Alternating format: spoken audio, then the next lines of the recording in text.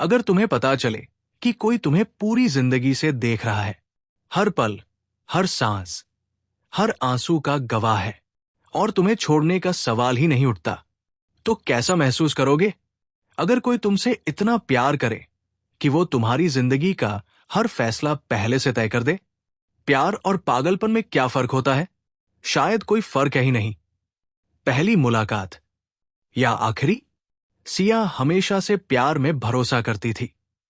उसे लगता था कि एक दिन कोई ऐसा आएगा जो उसकी जिंदगी बदल देगा। और फिर वो मिला। अयान, 6 फुट लंबा, गहरी आंखें, अजीब सा रहस्यमयी मुस्कान, जैसे वो पहले से सब जानता हो। सिया को लगा ये महज एक इत्तेफाक था। लेकिन इत्तेफाक नाम की चीजें असल में होती नहीं, होती हैं तो सिर्फ प्लानिंग। अयान पहली ही मुलाकात में बहुत जाना पहचाना सा लगा। क्या हमने पहले कभी मिले हैं? सिया ने पूछा। अयान बस मुस्कुराया। हो सकता है, या शायद तुम्हें बस ऐसा लग रहा है। उसका जवाब सीधा नहीं था, पर जो प्यार में पड़ रहे होते हैं वो इशारों को जवाब समझने लगते हैं।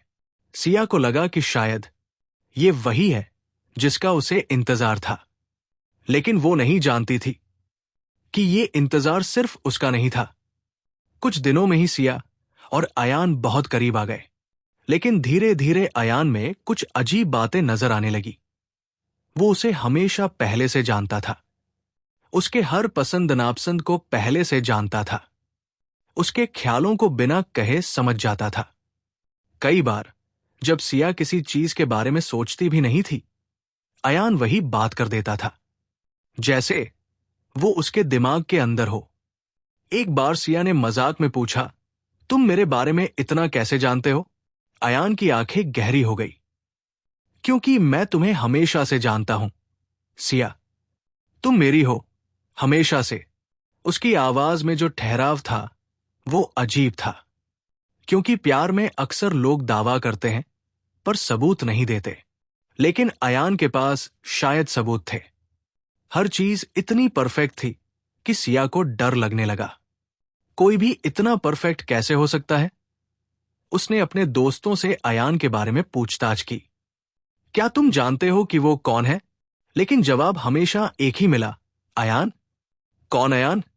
हमने तो उसे कभी नहीं देखा। सिया का दिमाग घूम गया।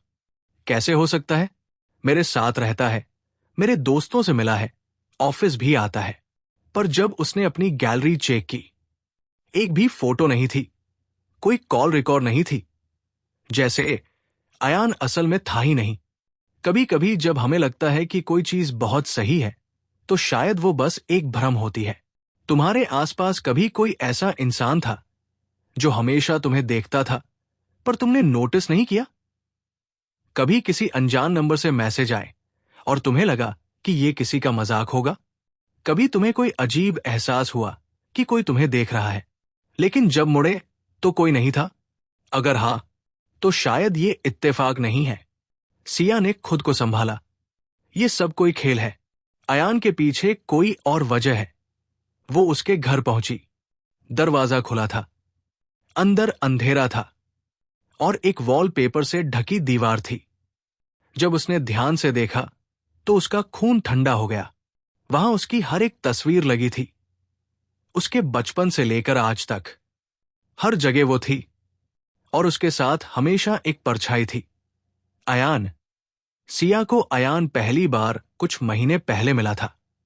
लेकिन इन तस्वीरों में वो तब से था जब सिया 10 साल की थी। अचानक अयान कमरे में आ गया। क्या हुआ सिया? पसंद नहीं आया? उसकी मुस्कान ठंडी थी। तुम हमेशा कहती थी कि सच्चा प्यार वही होता है जो बचपन से हो।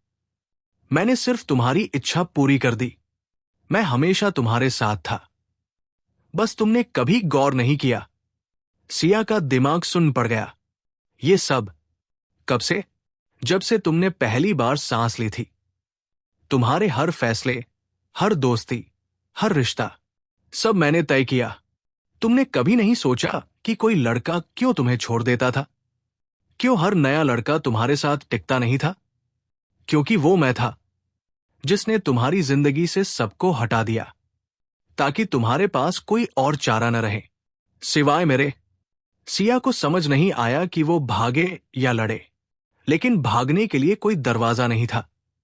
तुम्हें क्या लगता है सिया, मैं तुम्हें छोड़ दूंगा? तू मेरा ही है, हमेशा से। अंत या नई शुरुआत? आज भी कोई सिया को नहीं जानता। कहते हैं वो अचानक गायब हो गई थी, उसका कोई नामो निशान नहीं था। लेकिन अगर तुम रात को अकेले बैठे हो और तुम्हें ऐसा लगे कि कोई तुम्हें देख रहा है, हो सकता है कि वो अयान हो, या फिर कोई और जो तुम्हारे साथ वही करने वाला है। प्यार और पागलपन के बीच बस एक महीन रेखा होती है, और जब वो मिट जाती है तो सिर्फ जुनून बचता है। Thank you for watching. Subscribe to endless कथा।